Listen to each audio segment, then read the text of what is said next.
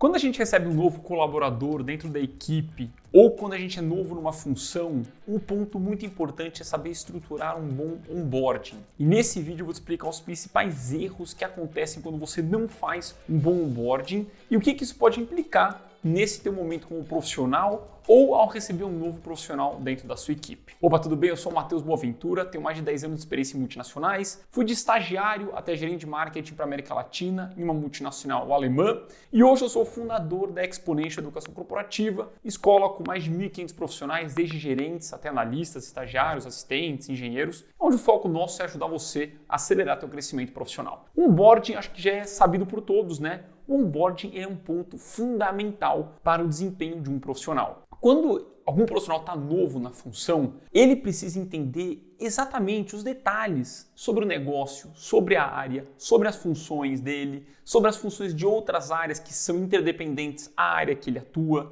Tudo isso é muito importante. Por quê? Porque esse profissional ele tem que ter claro isso para que ele consiga ter uma participação mais ativa dentro da área. Se o profissional é feito um mau onboarding com ele, normalmente ele vai ficar trabalhando o dia a dia dele, só fazendo as tarefas operacionais e sem entender qual que é o impacto daquilo que ele está fazendo na área. Qual que é o impacto daquela entrega que ele fez na empresa como um todo. E isso faz com que aquele profissional fique desestimulado. Ou se você é esse profissional que está começando em uma nova área, não tem nada pior do que você ficar trabalhando um monte, só que sem saber o porquê você está fazendo aquilo, qual que é a relevância daquilo para o negócio. Então, um ponto muito importante é, o onboarding ele tem que ser muito bem estruturado. Só que, qual que é um problema muito comum? O profissional que entra novo na área espera que a empresa estruture um excelente onboarding para ele. Tá errado pensar assim? Não, mas você está terceirizando a sua carreira para a empresa. E hoje, o que a empresa mais busca, né, dentre várias coisas, uma coisa que ela busca muito é aquele profissional que ele é autossuficiente, autogerenciável, um profissional que caminha com as próprias pernas, sem ficar esperando que o gestor diga o que ele tem que fazer, o que ele não tem que fazer, por que ele tem que fazer, por que ele não tem que fazer. Então essa postura proativa de você buscar o seu desenvolvimento, o entendimento sobre o negócio, sobre a área, sobre os processos, sobre a tua função, sobre as outras áreas, partindo de você, certamente vai te colocar num ponto de diferenciação. E você sabe muito bem, se já me acompanha há mais tempo, que um dos pilares do meu método, o que faz que os meus alunos tenham tantos resultados assim na carreira deles, desde promoção até destaque como gestores, é o fato desse profissional ser autossuficiente. Ele tem acesso a métodos e estratégias para que ele consiga ser proativo na carreira dele, na empresa dele e naturalmente se diferencie muito dos demais. Então, fazer um bom onboarding é um ponto fundamental. Qual que é o ponto mais importante aqui? As pessoas não se preocupam com isso. E quais são as consequências práticas de você não fazer um bom onboarding? Primeiro, você começa a trabalhar na área sem entender o que é mais relevante. Você só começa a trabalhar, só que não sabe, puxa, qual atividade é mais relevante para a área? Qual que é menos relevante? E quando você não consegue diferenciar o que é mais relevante e o que é menos relevante, você vai talvez dedicar um tempo exagerado a uma atividade que não tem importância e pouco tempo àquilo que de fato é crítico para a área e para o negócio. E qual que é o impacto prático nesse sentido? Numa avaliação que você vai ter, trimestral ou semestral de feedbacks, você impactou pouco o negócio. Se você impactou pouco os indicadores da área, você vai ser visto como alguém que não é tão essencial. Então, ter essa visão crítica vai te ajudar a priorizar aquelas funções, atividades, projetos, iniciativas que geram impacto prático no negócio. E para que você consiga fazer isso, você precisa ter um onboarding muito bem estruturado. Estamos claro até aqui? Então esse é um primeiro ponto. Para você que é gestor, um outro ponto muito que impacta muito a tua área e a tua equipe é que esse colaborador, se ele não tiver você não tiver estruturado um bom onboarding para ele, naturalmente ele vai ter dificuldade em conseguir entregar resultado e naturalmente ele vai ter dificuldade em acelerar a sua curva de aprendizagem. Quando a gente fala de um tempo de um profissional numa área, vamos colocar um prazo de 1 ano. Uma curva de aprendizagem, a gente espera o quê? 2 meses ali, que aquele profissional aprenda sobre a função para começar a performar bem as atividades. Isso daí é conceito básico de liderança e gestão, beleza?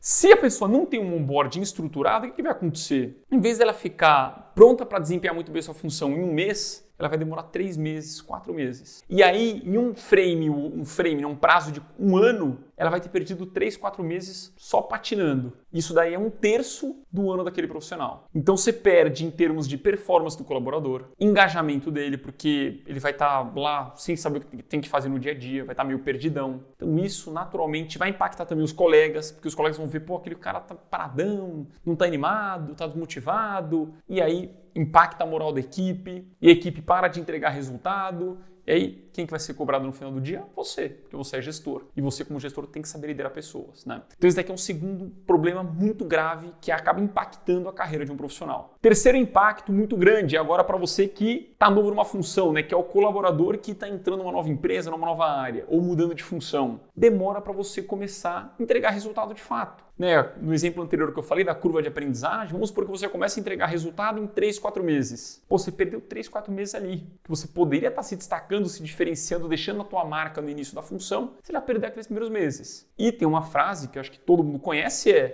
a primeira impressão é a que fica. Lógico, você deu uma derrapada no início da função, foi meio mal, dá para mudar o jogo? Dá. Só que você tem que gastar uma energia gigantesca para mudar a percepção das pessoas com relação ao seu trabalho. Agora, se você já chegando na área, estruturando seu onboarding, fazendo questionamentos, mapeando os principais aspectos de um onboarding, propondo, tirando dúvidas, perguntando, questionando, pô, qual que é a perspectiva que a tua liderança, a sua gestão vão ter de você? Certamente vai ser muito mais positiva. Só que para isso você tem que saber estruturar o seu próprio onboarding, não depender que os outros façam isso por você. E você fazendo isso da maneira certa, em vez de você demorar 3 meses para começar a entregar resultado, você vai entregar em 2 semanas, 3 semanas. Então isso são feedbacks muito comuns dos meus alunos. Pô, Matheus, eu mudei de área, normalmente eles são promovidos e mudam de área, né? Foi promovido para gestor e mudou de área, ou um gestor que foi promovido na mesma área e acabou mudando de função. Sempre falam isso, Matheus, em 2 semanas de função eu já entendi tudo que eu tinha que fazer e os feedbacks do meu gestor estão sendo fenomenais, muito acima daquilo que ele esperava. Por quê? Porque esse profissional teve essa autonomia. Ele entendeu o que ele tinha que mapear nesse onboarding e não ficou esperando que os outros fizessem isso por ele. Quarto problema que você enfrenta se você não estruturar um bom onboarding, você não vai se diferenciar. 95% dos profissionais que entram numa função, eles entram lá passivos. Ah não, deixa a empresa me falar o que eu tenho que fazer.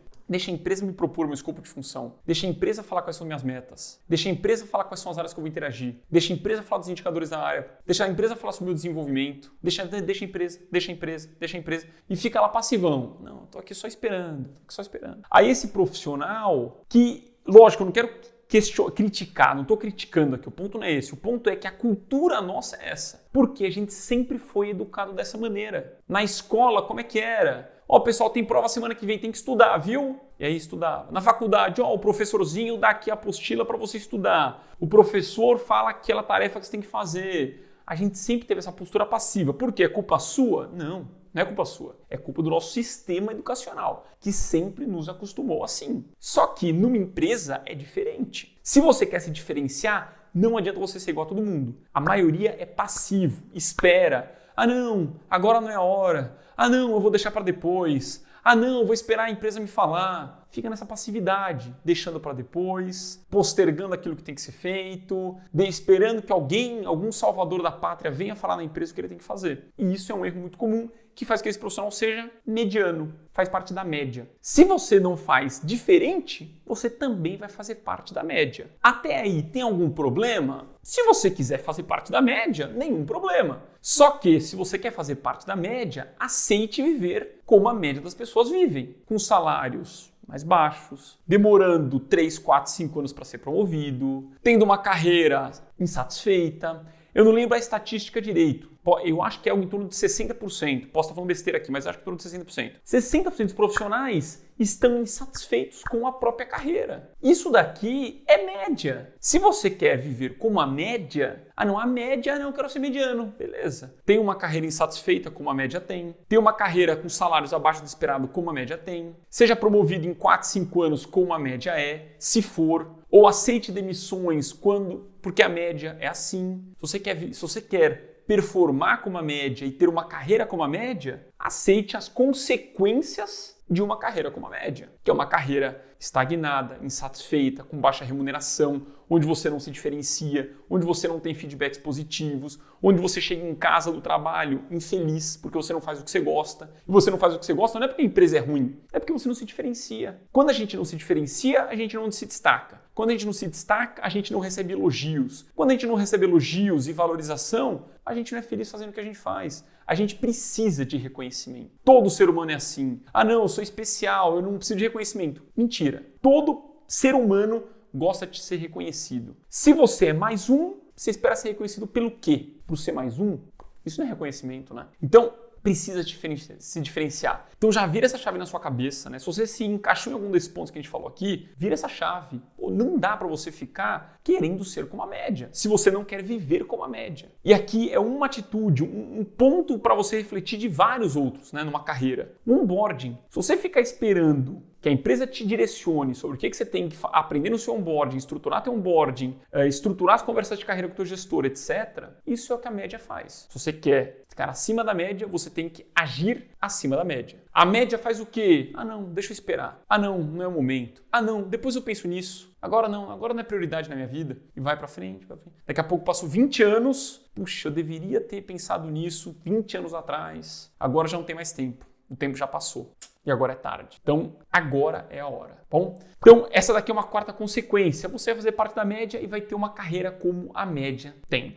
Quinta implicação, não vai ser reconhecido. Por quê? Como você não estrutura um bom onboarding, você vai ter dificuldade em ter um escopo de função bem estruturado. O que é um escopo de função? Que eu falo muito no meu programa também. São aquelas principais atribuições que você tem. Aquelas atividades, metas, iniciativas, projetos, responsabilidades. Então, se você não entende o que é sua função, a sua área, não entende o negócio, não entende a sua função, as funções dos seus pares, você vai ter dificuldade em estruturar o seu próprio escopo de função. E você, de novo, vai ficar esperando que a empresa fale o que você tem que fazer. E aí, naturalmente, seu reconhecimento vai ser muito menor. Então, aqui é uma quinta implicação. Se você quer se diferenciar, você precisa estruturar um bom onboarding.